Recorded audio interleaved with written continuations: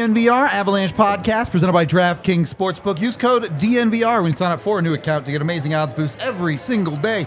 AJ, Jesse, Rudo, Megan coming to you live as the Avs. There will be a Game 7 in this series. They're not done yet, folks. There is more to come. Honestly, I have very little to nitpick about Colorado in this game. It was a really, really quality hockey game from them. I don't have anything. I mean, the first goal, you don't love. We'll get to it. 60-second rundown for starters. Let's do that. Avs started off this game really well. I think they took control of the game and really never relinquished it. Should have scored the first goal of the game, but unfortunately, Erod just a hair offside, and it comes back. That allows Seattle to get a bit of a cheap one on Georgiev to go up 1-0 for the 6th straight time in this series. And then the Avs do get it back at the end of the first. I think the way AJ put it was the Avs top line just ain't going to let it happen like that. It's 1-1 after one, and then the Avs just take over the game. Truly dominant in the last two periods of this hockey game. Erik Johnson finally gets on the board for the Avs' second goal to give them the lead. They don't really look back from there. Lehkonen gets their third at the end of the second, and then the Avs completely shut them down in the third period. Lehkonen with the empty netter as well for your 4-1 final. Just really good hockey all the way around from Colorado. Even things like their power play, which while they didn't score on it, was electric. Dangerous as all get out throughout the game. So, let me start here. Is this the Colorado Avalanche we all expected? Or is this the last gasp of the Colorado Avalanche in these playoffs? I think it could pretty easily be both, right? Sure. I mean, it could be the last that we see of the Avs having the legs and the jump and all that, but I think this was, when we talked pregame, you know, it was, a lot of our conversation was, look, every time you start to feel like you count this team out, like they're done, they get up off the mat and they bounce back. They just find a way to respond. You know, what has made Tampa Bay so unbelievably they just special? Keep coming back at you. They're in the middle of doing it again. And that's in a series where they've blown two of their losses are games massive they blew. Blown leads. Yeah. Games they straight up blew. And they could have felt sorry for themselves. They could be sad about the injuries and this and that. But they don't. They just get back to work. They get back to doing their thing. And they say, all right, if you're going to beat us, if you're going to send us home, you beat us because you sent us home. We're not beating ourselves. We're not rolling over. And I think that's what we saw from the Avs tonight. We haven't seen them in an elimination game since Vegas. Yep, and that one did not go well. And this was a significantly better performance than that. In all aspects. And so I think you have to feel pretty good about it. We should do these before. Yes, long. we should. We can hit these. I just don't want them to get warm. It's gross. You guys almost have us to 100. Give us a few more likes there. We'd appreciate it. Yeah, we haven't. Where's our down voter? Well, let's do these first. There you go. Before he comes in. Dr. Dub Shots and Dr. Lame Dub. Jesse.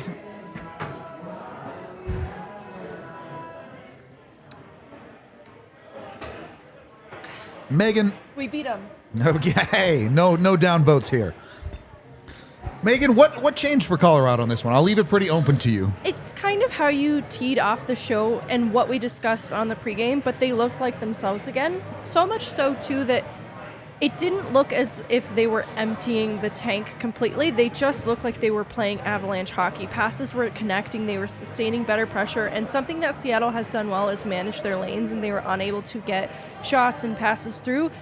Avs were able to overcome that through smart hockey in the offensive zone, and that's what I know them to be capable of, too. That's why the high skill upside is not just the finesse, but also the minds of some of the top stars in Colorado. Being able to overcome that was a little bit mental in a lot of ways, and so for that reason, I don't think this was giving every last drop of energy that they had. I just think they returned to form in a lot of ways. I like the positive outlook on it, and I agree. Not just in the offensive zone, but I think a team that looked a lot more confident through the neutral zone as well. As you said, this wasn't wild blind passes. This wasn't poorly executed plays. You saw the Avs connecting on things, and incredible what a world of difference that makes for a hockey team. Well, and what I think you also see here is a team that doesn't beat itself.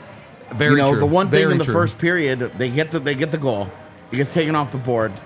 They score a bit of a cheapie. But they come crowd back. The crowd is rocking. You take a penalty. You go on a PK, and you're like, all right, this is how the series has gone. Yep. They've eventually tilted that ice. They've scored first, and they've put the Avs behind the 8 ball. Yep. The Avs kill that penalty, and then run down and score in the final minute of the first to go in tied. Yep. In a period in which they played better. Yep. They were the better team, probably deserved to be up, and walk in tied, and they're feeling like, we don't give a shit that they scored first, because we're tied after 1. Yep. We're here. Yep. And that really, where I talked about in the 60-second rundown, is the end of that first period, I think, is where you saw specifically Nathan MacKinnon and Mikko Rantanen just say, nah, it's not going to go like this.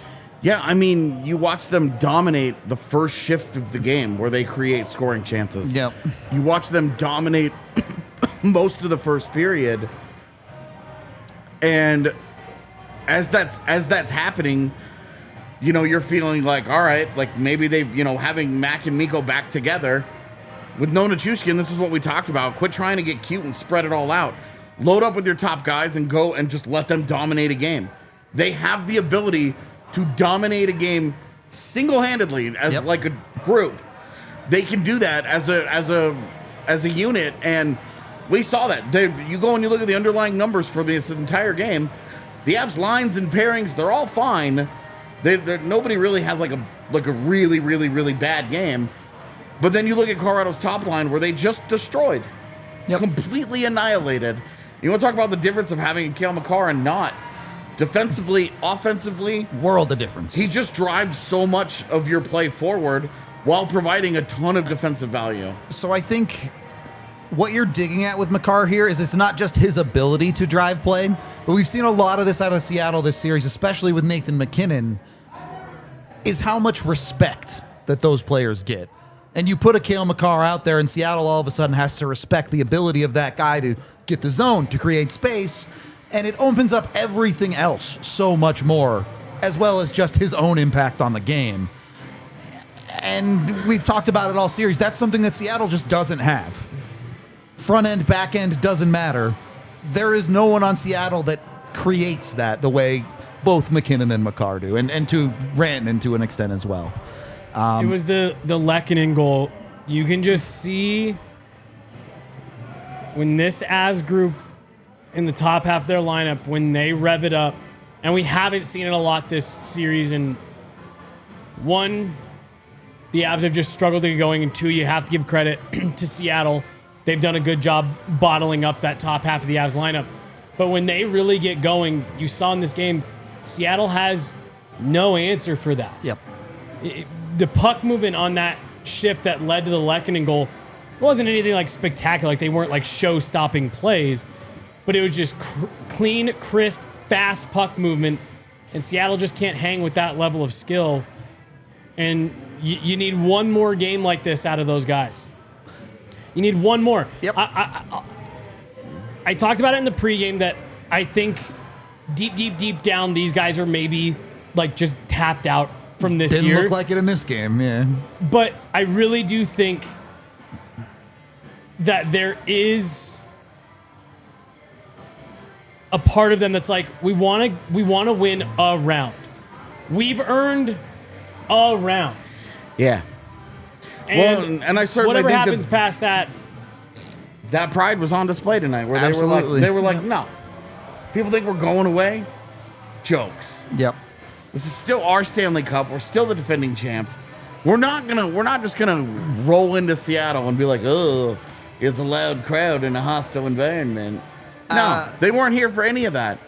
I think it's an incredibly impressive bounce back from them, from a team that looked absolutely dead at the end of Game 5. They look done. That third period, they never got a push. They never did anything. And I think, I think there's a number of reasons for it, but they look totally dead in the water. And then in this game, the big thing that changes is they make Seattle chase the game. Yeah, and we'll get to that. You watched it. It's not good. It is not. And we'll get to that. I do want to go chronologically through the first period first, very quickly, though. The no goal for the Avs, unfortunate. It was offside. There's no doubt about it. It was pretty clear cut. Sucks that Bo Byram is not allowed to score goals in the playoffs. And it sucks that some of the guys we talked about, like there's no assist for Lars Eller there. Yep. You know, we've been pretty hard on JT Compher in this series. He makes a nice little touch pass. Yep. It's great hard work by Rodriguez up the wall to win that battle That just anyway. ends up offside. It sucks that it's offside because offside wasn't meant to prevent that kind of play. Yep. Like it's not the big cherry pick, you know, whatever. That's just hard work where the puck is in their feet. Yep. And it sucks that goal gets taken off the board.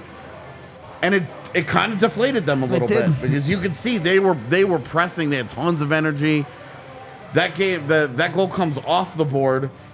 Seattle feels life again, and they get it revved up for basically one whole shift. Yep. And in a vacuum, the goal Georgiev gives up is bad, objectively. It's a shot from the top of the circle that beats him under the arm. You don't like it. You want better there. You can't say that without mentioning the giveaway right before it, though. You're correct. That puck should be out of the zone from Erik Johnson every time. It's like a tape-to-tape pass from EJ to bank it off the boards right to a it. Kraken. I mean, it's awful. And Vince Dunn, it's not a very good shot that beats Georgiev. It isn't special. It's just not. And all of that is negatives, and you can get into that. But I just don't care because that's the only goal the Avs give up tonight. If you give up one goal a night, I don't care how bad it looks. It's one goal. Yep. You're going to win almost every night. Yep. So I don't even want to nitpick and talk about the roughness while it wasn't a good play. Look, it's a bad goal. Yeah, for sure. And it's the kind of goal that you've seen them give to them over and over in this series where it's a bad defensive play, and then Georgiev doesn't make a good enough attempt in net. It's a bad goal all the way around. And then the rest of the night, they don't give up another one. Then it was done. Yeah, right, exactly.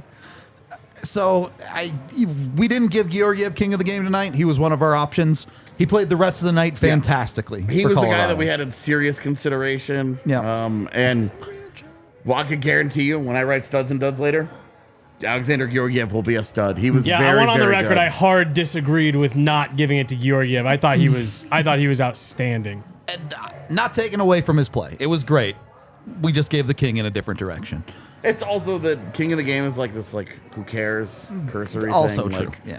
We are required to give one, so we try to make it an interesting one sometimes. Yep.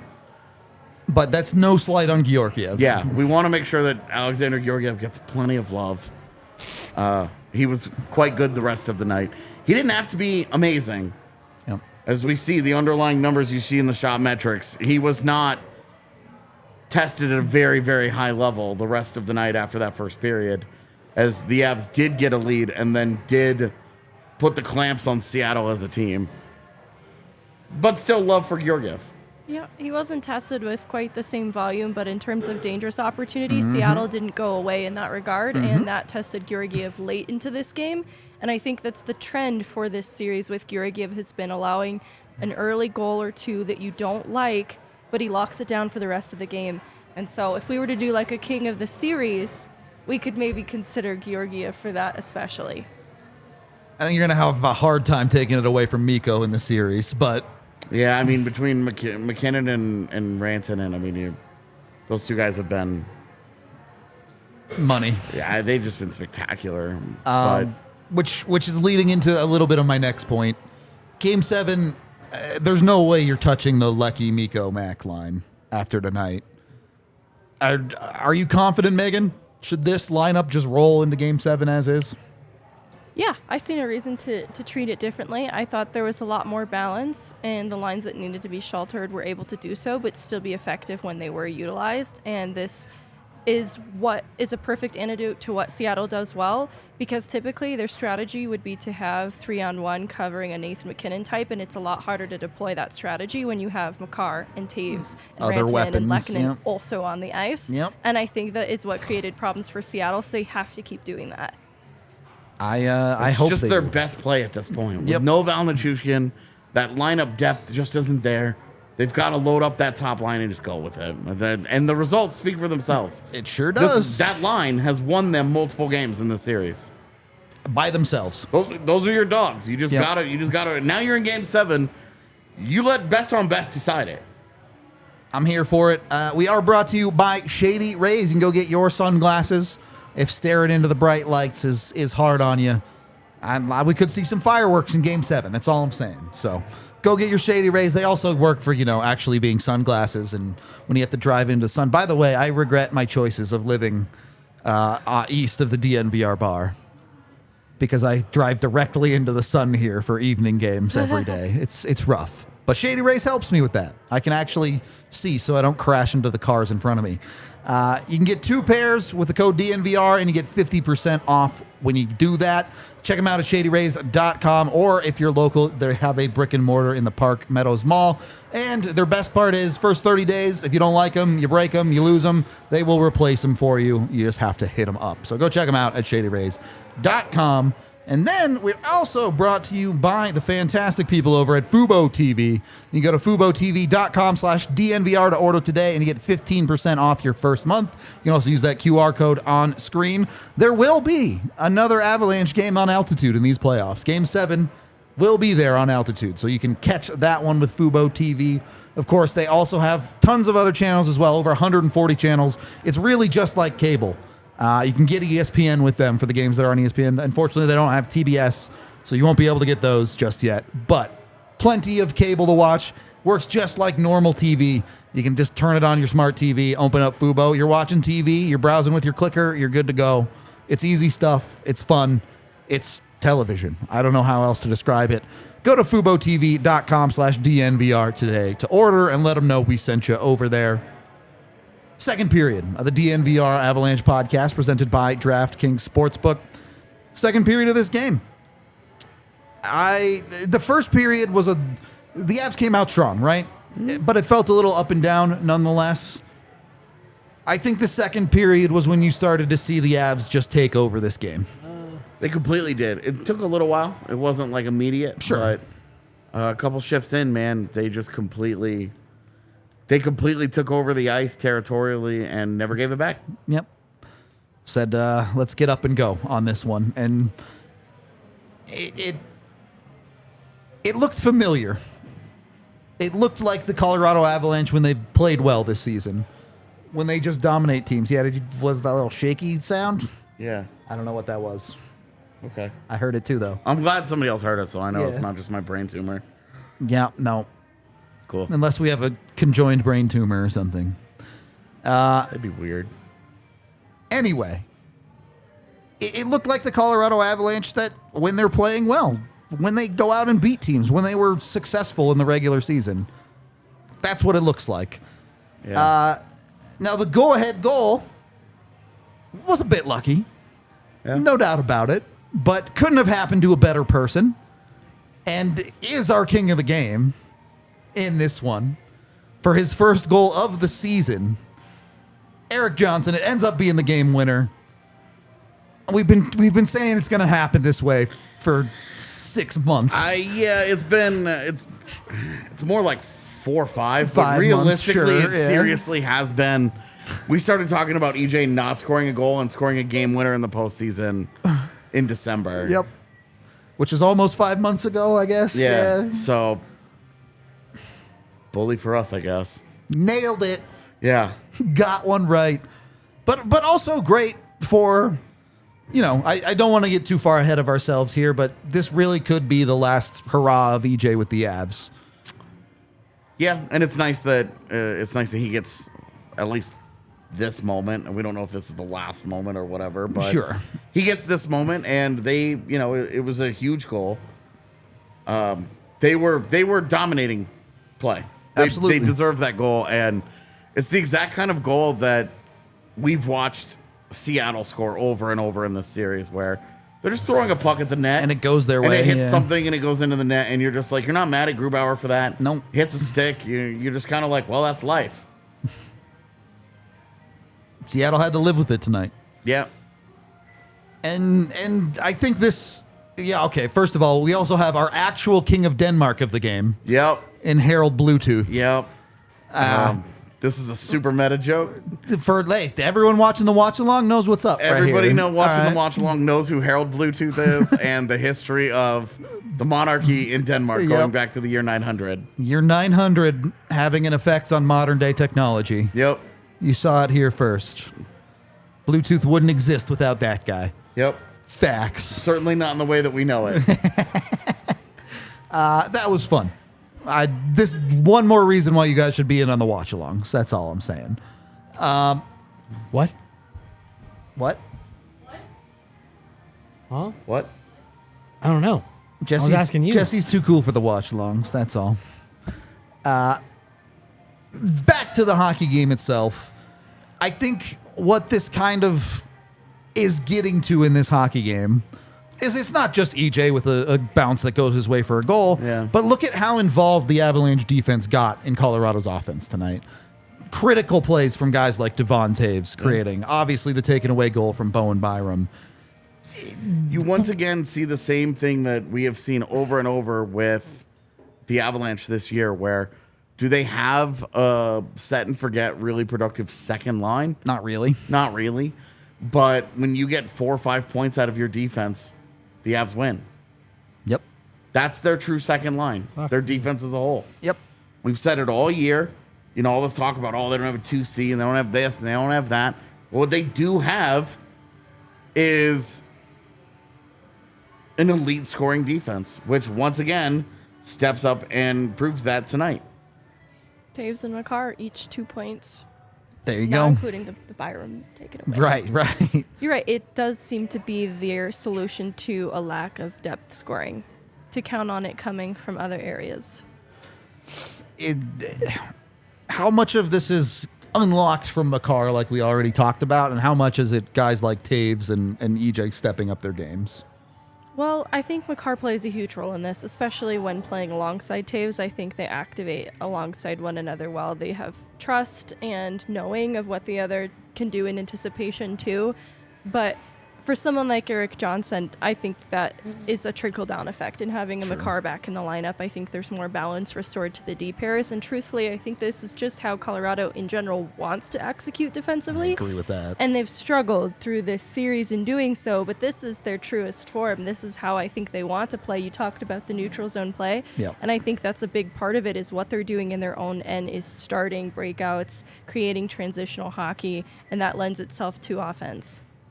And, you know, it's funny to say because the Avs are a team that have been there and done this before and gone through all the gauntlet, whatever, yada, yada, yada.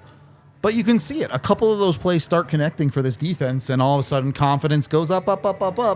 And all of a sudden they're making these plays regularly instead of fumbling through it as they have been for a good portion of this series. So I do think this should give you a little bit of confidence heading towards Game 7. Are we still talking about the minutia of this game? Like Yes. the little details of this game? We're talking about Colorado's defense being very productive offensively. I just think like it's YOLO time. Like it's just who cares? You just go like that to me was a team that was playing with no pressure. They're just going out there and playing. Have we? I still don't. I don't think that changes for Game 7. I don't think I this don't either. flips the switch for. I think it's all on Seattle because everybody agree. I decided agree with Seattle that. was the fun story. Yeah. They have the lead, and I think the Avs have. Everybody's like the Avs are beat up. They're tired. It's too much. They can't do it. I don't think there's any pressure on the Avs in Game 7 for this. I don't either. And you saw the pressure start to weigh on Seattle halfway through that game, where they I think you saw the pressure start minute 1 Well, of this game, man. when they scored that first goal, you could see them be like, okay, we got the first goal, we're good. Once the Avs stretched the lead to 3-1, you could just see it. They were like, this is a lot harder than we thought it would be. The roles almost felt like they reversed to me, where I genuinely did. I felt like the Avs underestimated what you were going to get out of Seattle coming out of the gates. To me, tonight looked like Seattle thought the Avs were going to roll over and go home, and they're tired and they not what want they got. to be done this summer. And when the Avs started to push, they didn't know what to do. Can we talk about that Eberle hit? Yeah, we're getting to that We'll right get now. there. And when I also think that when they didn't score on that power play, they make it 1-0. The building's rocking. They feel good. They don't score on that power play, Yeah. and they realize oh, this isn't all the other games in this series. This one isn't just done. Going Yeah. to be easy. I think that was a huge turning point for them where they were just like, Well, and you've seen a lot of this series, I think, where Seattle has they did a good job of putting themselves in positions to get ahead in games, and then they get that next bounce, the next play, the next thing to break their way to help bury Colorado a little bit. And in this game, that was the Erik Johnson goal.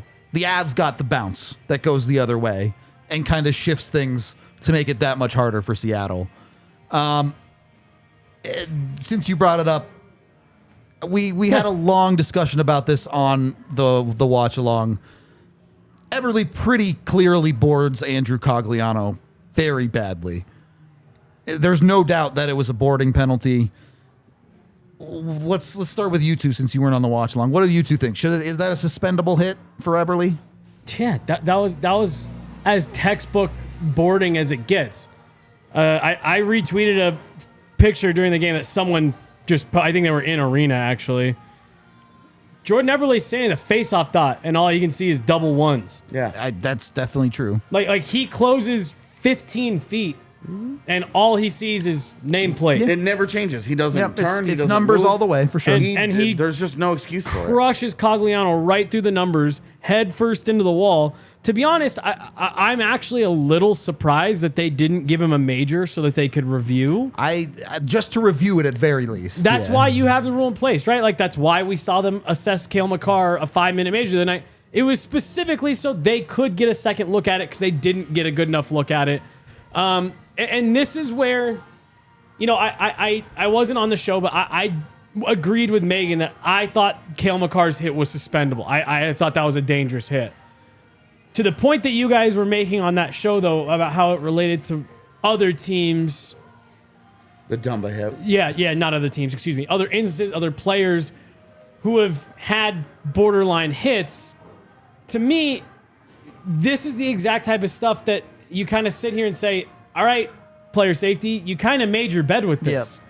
You set Now the precedent be consistent about it. in this playoff series. Yeah. Forget what they did everywhere else. Forget regular season. Forget everything else. 2 games ago, you set a precedent that we aren't messing around with dangerous penalties. We don't care that we're in the back half of a playoff series. We don't care if it's a high-profile player. We are saying dangerous hits are dangerous hits, and we will suspend them. And again, I agree to the decision on Makar. You've now set a precedent. I believe, based on the precedent and just based on the hit, that's a suspendable hit. The Seattle Kraken should be without Jordan Eberle for Game 7. Megan is the one who thought Makar should be suspended. Even though Are you in the Cox same comes boat? Yeah. Okay. Yeah. Absolutely. Okay. The intent is so much clearer here than it was with Makar, where it was still something that Makar There needed were to take ownership of. But here, Extenuous factors, at least, on that exactly, hit. there Yeah. was some benefit of the doubt in terms of malicious intent there. Here, though, there's just no skirting around it. It's a dangerous play. It's not even a matter of him needing to take accountability of where his body is on the ice. He intentionally conducts this play. It's pretty bad. Well, it's in my opinion, it's twice as reckless. Like again, I stand by the fact that Cale Makar losing track of the puck is not a reason for him to bury a guy in the wall. I still stand by that. But to the point that you guys were just making, like I don't think that it was intentional. I don't think he was trying to injure Jared McCann. And I don't think Jordan Eberle is trying to injure Andrew Cogliano either. But that's a pretty clear hit from behind. I'm of two minds of this conversation because on the one hand, he does glide all the way in. There's no extra step. Sure. He doesn't viciously not a jump into this charge. hit or Yeah. something. But on the other hand, as you guys already said, he had 3 seconds to stare at his numbers and still said, "No, I'm going to hit this dude." Well, wrap him up. Yes, right, exactly. Wrap him up, bear hug, get a stick in, whatever. To just There's a whole lot of ways to engage that situation. That don't include Without- running through his numbers. Yeah. Right, crushing a guy from behind and burying his head into the glass. And like I said, that's when I typically try to not say, oh, well, what did you do here? What did you do there? Because we know it's inconsistent, stuff like that. But this is a hard one. And this is kind of a mess that Dops has made for themselves where you said in this series, we don't care if it's a superstar. We don't care that it's a tie series, Game 5. We think that this was dangerous, and we are suspending for it. My problem with my Dops expectation is Andrew Cogliano did return to the game. Yep. He left though. Injury was listed as a specific reason of why the McCann hit was bad and suspendable. And again, I don't necessarily think these hits are created equal. I thought there was a lot more onus on Jordan Eberle to make a different play there. Yeah. Than there was on Cale Makar. With Cale Makar's hit, there's a legitimate misunderstanding of where's the puck, what's going on here. Right. You know, if the officials don't blow the play dead, so the guy thinks that a guy has a puck or is going to have a puck and is making a play on him. This guy knows this guy has the puck, knows what's going on, sees the numbers the entire way, and still smokes him in the most illegal way he can. And like I said, I retweeted it. It's not my picture, but go look at the picture. It's on my Twitter. I've seen it. It's 20 feet. Yeah, there's no doubt about it. There's nothing. And he finishes him too. Like, he engages and then finishes the check. Cogliano never turns. Yep. He doesn't, because sometimes boarding guys can turn at the last second. There are some to guys show the numbers, to bait a call. Yeah, there's some guys in the league who excel at exactly this. But that was not the case. It's not what happened here. Cogliano's back was the entire way there. Yep. Eberle sees it, and he just goes right through him and doesn't give a shit. Yep. Agree. It's in the Dope's hands, so my expectations are 0. But certainly if you're making the case for Makar, I think you have to make a case for this one. Yeah. The Avs do get another goal near the end of the second period. Beautiful work by Artturi Lehkonen to take a redirect off a Devon Taves play. It's a really nice play by Taves. Yep. And that was after a lengthy shift in which they had dominated. They skated them into the ground in the offensive zone. Yep. Exactly. They were absolutely vibing leading up to that. And they'd been dominating a few shifts leading into it. Like, you could kind of feel that one coming. Yep. And they've looked for that play a lot in this series. And Lehkonen, specifically, we saw it in Game 5, had 2 plays on the back door. One on a 2-on-1 and one standing still. Yep. He does not convert. And This one, he's standing game, there, stick down, ready for it, and really, chips it's more it in. it's more of Taves hits the stick, puts it in a good spot for sure. Because Lehkonen doesn't do much. The stick is pretty static there. It hits it and it redirects in perfectly, but he does a good job framing it out. Stands there, he creates that space, puts the stick down. He's there. Taves hits it. It's just good hockey all around. It was redemptive, too, after the Lehkonen slashing penalty on Grubauer. I think that they actually derived some momentum from how that skirmish was assessed in the end. And what they did well, too, is different types of entry. This is one where it's clean entry. McKinnon carries the puck in. This was difficult for them to sustain pressure because they would get the puck. Either a stick would be in the lane and they would lose possession. It was messy for sure, yeah. This was one shift, though, where it was just passes connecting cleanly, and it resulted in a goal. And that's kind of the Avalanche hockey of old that we have come to appreciate. Well, and part of this play, and obviously credit to Taves and Lecky for being the key contributors, but you also see Nathan McKinnon and Mikko Rantanen get into the zone and just make all-star plays back and forth to each other to help get this going in the zone. It doesn't directly impact the play, but the play never happens if those guys don't get them there. So, superstar's going to superstar. When it was crazy to watch those guys make imperfect plays to each other. And figure it out. Where, Mac will make this crazy play, but he'll drop the puck into Mikko's feet. Yep. Mikko will kick it to his blade and then dance around a guy. And you're like, these two guys just vibe so well together. They're just meant to dominate games together. Yep. That's what I hope to see in Game 7. We are brought to you by Illegal Pete's. You got a Game 7 coming. You don't want to go into a Game 7 on an empty stomach. So hit up Illegal Pete's. There's one just down by the bar if you want a pregame 4 coming down here. There's also 10 locations in Colorado where you can get fresh ingredients and fresh burritos. Delicious stuff all the way around. Their queso, it's to die for.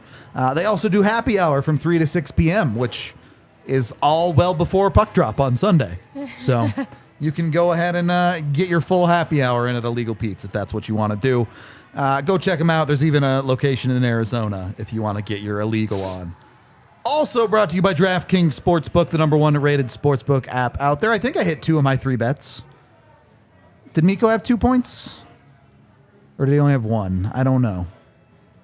Doesn't matter. 2 games on Sunday. I hit the bet that matters which is that the Avs did get over 3.5 goals with the empty netter. So They did not win that they first did period. not win the first period. Definitely didn't hit that one. Should have. Not going there. Not should have. I mean, it's the right call to call that was goal 2 back, points but- he needed from Yeah, Nico? was He the did only have one. two. No, he did have two. two. Nice. Let's go. All right. So 2 out of 3. Not bad. No Blaze levels, but I did all right tonight. We'll leave it at that. Go over there with DraftKings. Use the DNVR code when you sign up for a new account to get amazing odds boosts every single day. But you bet $5, you get $150 in free bets. Jump on it. Get your deals today. Must be 21 or older. Colorado only. Other terms, restrictions, and conditions apply. See the show notes down below for details. If you have a gambling problem, call 1-800-522-4700. Also void in Ohio. Third period of DNVR Avalanche Podcast presented by DraftKings Sportsbook. Not a ton to talk about in the third period of this game, which is a good thing. The Avs locked it down. Obviously, different situations, but somewhat reminiscent of third period of Game 6 of the Cup Finals last year, where the Avs just gave nothing to the Seattle Kraken in this game when it came down to it. And the very few shots on goal they ended up with, Georgiev was there. So it's really, really, to me, I feel really good about how that third period played out. And as we've hinted at, Seattle from behind, man, they just do not look like a good hockey team when they play from behind. So this is what you're seeing with Seattle is what teams have tried to do to the Avs for the last couple of years. And you saw it in Nashville and St. Louis and then Tampa to an extent last year where they do. They try to clog, they layer in the slot, protect the house, keep things to the outside, take advantage of your chances. And that's a great, really, really frustrating system to play against when you have the lead and you're trying to keep the other team from getting back in the game. What went so sideways for teams last year in the playoffs was, the Avs were obviously getting off to much better starts than they are in this series, but they were getting out to leads, and that's an almost impossible style to play when you're playing from behind because you can't just thrive on a chance here and there. You can't be opportunistic. Right. Yeah. So this series, and again, you give Seattle credit. I mean, when the other team gets ahead and they play really smart, sound right. And defensive you're like, hockey, well, shit, you don't get to just take advantage of random bullshit that Right. comes You're your like, we way. can't just trap and stand up at the blue line. We have to go try to generate. And against a team like the Avs, especially that group that we saw last year, they were so good at taking advantage of mistakes. And this team didn't really have to do that tonight because they were in control for a lot of it. But that's a really tough style to play from behind. I felt like them getting a lead in the first period was really big for that reason. We said it didn't happen, but they were able to later on. That's a dangerous style of play against a team like the Avs. They can transition really quickly. They can take advantage of mistakes. And if you're having to chase the game at all, you're having to change up what you're doing. That's why I think there's been such a stark difference in when the Avs have been rolling a little bit like they were in Game 3 and then tonight, and what Seattle's able to do in terms of bottling up the Avs. They're having to push pace a bit, and it makes them uncomfortable. A good start for the Avs for Game 7, like it was in this game. You need to have a start like this, but a little bit better. Get the first goal. A start get like the crowd, this, but don't be offside. Right. Get the crowd into it and settle into your game. Take what Seattle's been doing for 5 games, 6 games now, and get the lead and do it back to them. The flow of this series has gone exactly how Seattle needed it to. And you give them credit. They've generated a lot of that themselves. When they're having to chase a game, they look way more uncomfortable than when they're playing with a nice, cushy 2-goal lead. I think they exposed that vulnerability in themselves too in terms of discipline, taking more liberties in between whistles. Yep. I think that's a vulnerability too that the Avs, as the more experienced group, can, if they choose to accept, take advantage of by playing more disciplined. I think that was pretty true for most of this game as well. The only one you didn't like was the new hook hold, I think, at a time where you knew the refs were going to look for one to even it up. Yep. And he knew it right away, too. It's the one penalty you'd say, don't love. Definitely not. But the rest of the night, I do think the Avs did a pretty good job of being as disciplined as you reasonably can in a hockey game. Even though Lecky slash on Grubauer, I just don't have that big of a problem with. Yeah. Well, especially for how energized they are. Like that, Yeah. You see teams do that all the time where they come out too fucking hot, and they Do end up getting something themselves dumb. in trouble. The Josh and- Manson special. Yeah. Right. And it's just like, they did a good job of playing with that energy and playing with that desperation without shooting themselves Stepping in the over foot. the line for sure. Look, they closed it out. They did a great job to force a Game 7 here. With Game 7, look, it's a Game 7. Anything can happen in Game 7s, man. Yep. It's a It's a best coin of flip, one. man. Yep. Is think about all the random stuff that happens in a hockey game, and you're now susceptible to all of that in one game. Yep. And you have no idea. And given how this series has gone, you don't feel great that the Avs are going to come out on the right side end of it. Yep. random stuff. And on the flip side, this game could end 6-0 either way. And you'd be like, okay, Yeah. makes sense. So you just don't know what's coming with Game 7. It's part of what makes it exciting. We got a ton of super chats to get to here, and then we can move into some final thoughts. $20 from Caleb, who says, Taves, king of the game. He was very, very good tonight. We probably did undersell him. Excellent offensively for them. Excellent defensively for them. Undersold Artturi Lehkonen with Also 2 goals. true, yeah. He had I mean, 2 one's goals, an empty 5 netter, but- he had 5 shots on goal and 4 hits tonight. As the guy who steps up to that top line. The yeah. guy was great tonight. Yep. Fair points for both of His them. forecheck on that Erik Johnson goal Yes. made it possible. Yes. It was wonderful. $10 from Logan, who says, "Gentlemen, we can rebuild him. We have the flubber," is probably what the trainers say when Cogs goes down. Good game for the Avs and great watch along from the DNVR crew. Cheers to Game 7. I feel like this watch along was good, but the Game 7 watch along is just going to be a nervous wreck the entire it's gonna be time. like Game 6 last year. Yeah. where it was very nervy. The A whole lot time. of silent moments of us just like, Thank you for the 10, though.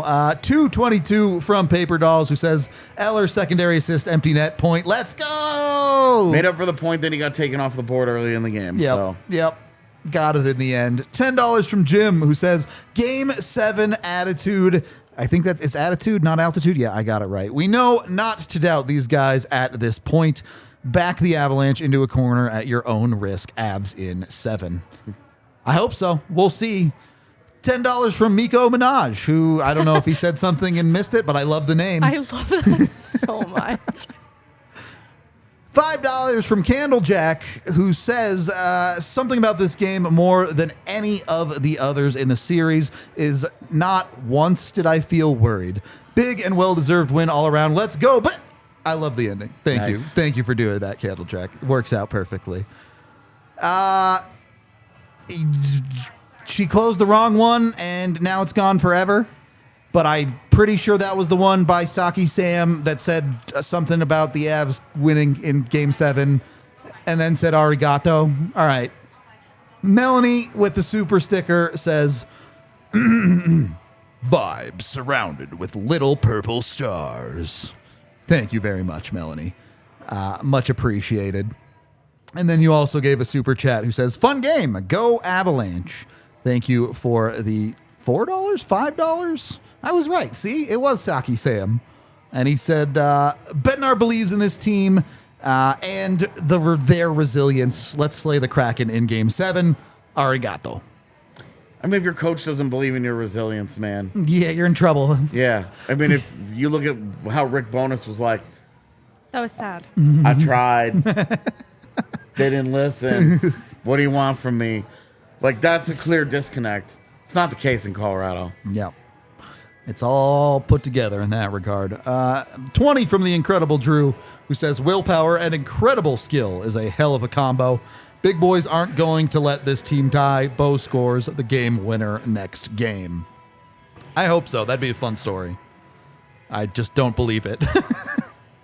Bo's cursed in the playoffs, confirmed. $20 from Greg, who says, Game 7, fam. C don't want none of this smoke. For real, straight bussin', dead ass, no cap.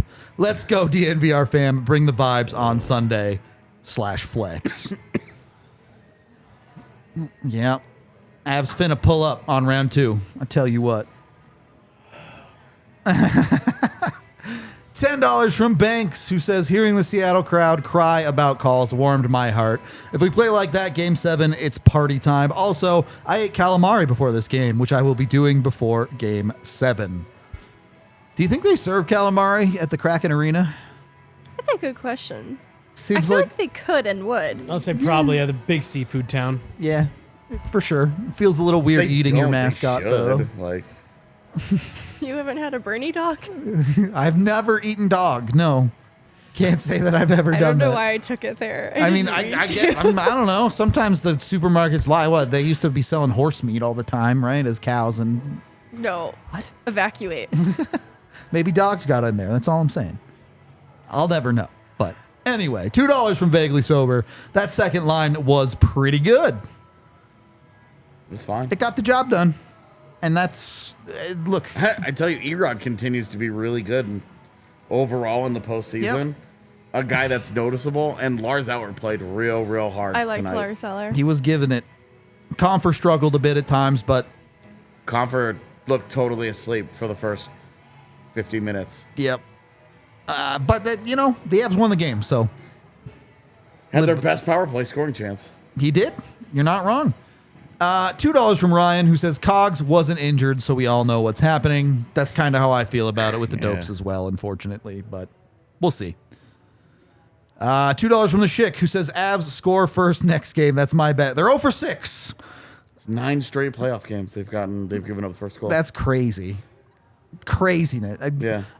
Not that you would even have a way to look up this stat, but I wonder if a team has ever gone 0 for 7 in a playoff series in the first goal and won the series. That's a fun stat. I Yeah. wonder. It'd be crazy.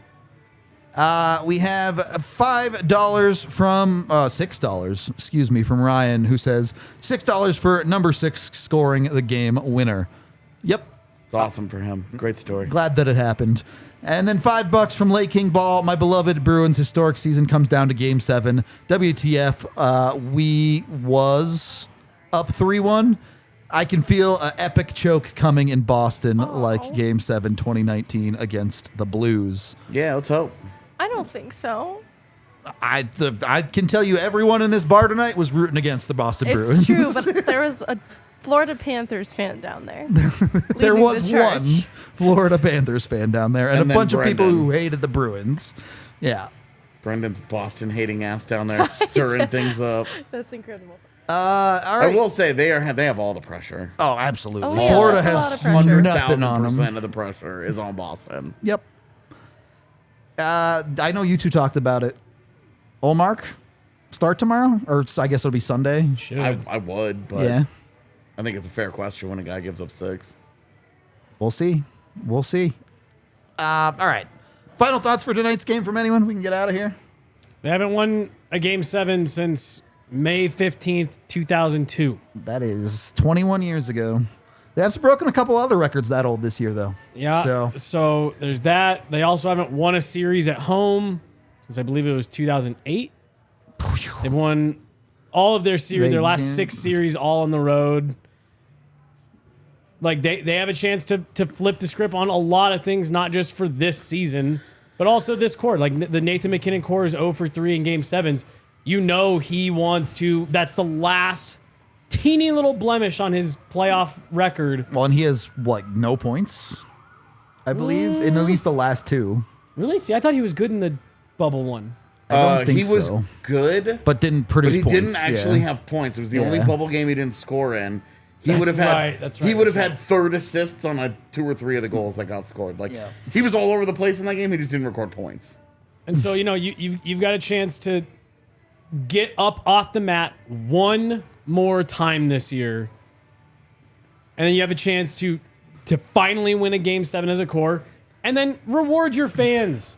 They Yep. sold out 40 home games this year. Yep. Sold out 40 home games. Which is all of them, by the way. They Right. were in, 41 in Finland was in for the Finland. other one. And yeah. that game sold out too, So where they were the home technically- team. Technically. Sold out of 7,000. Great atmosphere. It was 12. Yeah. Great great atmosphere through the first 3 games, and the Avs have given them nothing to cheer about. Yep.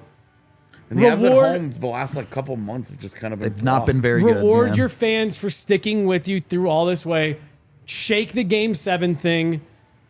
And then And like we the said, rest get of on the the- playoffs and is a then free get roll. on to round 2 and we'll see how it goes. Right, man. pull one We'll last see. hat out of, rabbit out of this hat, and I really do think that would be something that this team would. And I don't know how the next round would go, but I really do think they would rally behind. Like, we got kicked. We survived all that. We got kicked in the crotch twice a week, every week for the last 6 months, and here we are, division winners, standing You can't up get in rid the of us. second Yeah, round. yeah. You cannot kill us, and it just it would just really be one last really impressive thing for this group to do this year. I made the joke in the pregame about like I don't know if we'll ever remember these playoffs had they lost If tonight. they win it, you'll remember them. Yeah. But like this is one of those things where if they win Game 7, and it's a big if still, if they win Game 7, this season really will be one that it'll be fun to talk about in the summer, regardless of where they bow out. Even if it's in the second round, it'd be like, oh, they had no business making it. Right, that far. because it's like what this group genuinely pulled off this year, given all the circumstances, has been remarkable. They won the division and they got home ice in the first round, and they get to take advantage of it here. Go out and stuff it back in everyone's face, who, like AJ was saying a minute ago, was saying that they were done, myself included. Yep. $5 late here from Erica, who says, glad they won, but it shows that puck luck and puck bounces goes to the team with the most effort. Even execution is due to part of hustle. Yeah, God I mean, bless. it's not true, unfortunately. Otherwise, the Coyotes would never win games. But you do see how creating your own luck starts with effort. It starts with hard work. Sometimes you get a little bit lucky just because you have the puck all game to get lucky with. See, I've always more referred to it as like you earn a bounce more than like you make your own luck for the game. I think Yeah. a hardworking shift, you earn a bounce there, and it's like, we get that bounce because we did 10 good things right on that shift. It's kind of the same thing, right? You're not going to get a good bounce into the opponent's net from your own zone. Right. Yeah. But that doesn't mean you aren't going to get a good bounce defensively, which I think teams over players, fans, everyone overlooks at times when things bounce their way on the defensive side. I think there's a lot of pressure on Philip Grubauer on Sunday. You watch this series, you watch how pucks have bounced when Philip Grubauer has been hit with them. Yep. Again, tonight, another case of we're watching Philip Grubauer fall forward The trying wrong to stop way. a puck. Yeah. As and he it just hits him. overplays it Yeah. and it hits him and it just takes a funny bounce. Yep. I think there's a weird amount of pressure on him Sunday. I think it's all on Seattle. Yep. We already talked about it, but I think everything is on Seattle. Megan, any final thoughts? No. Okay. Look, Game 7, all I can ask for is an exciting hockey game. That's all I'm going to ask for. Whatever happens, happens. We'll be here to ride it out with you. We are off tomorrow, so our hearts can recover because they're going to go hard again on Sunday, one way or another. Assuming airport availability. We will be back on Sunday, pregame, watch along, postgame. We appreciate y'all for hanging out with us today. Come hang out with us on Sunday. If things go that way, we'll be here for round 2. If it doesn't, we'll be doing off-season pods. So we're here either Throw way. up with us on Sunday. Yeah. We appreciate all y'all, and we will talk to you on the next one. Wow, Seattle's doing their availability from their hotel tomorrow. That's shocking. They keep doing weird, Zoom availability. Oh, Nick.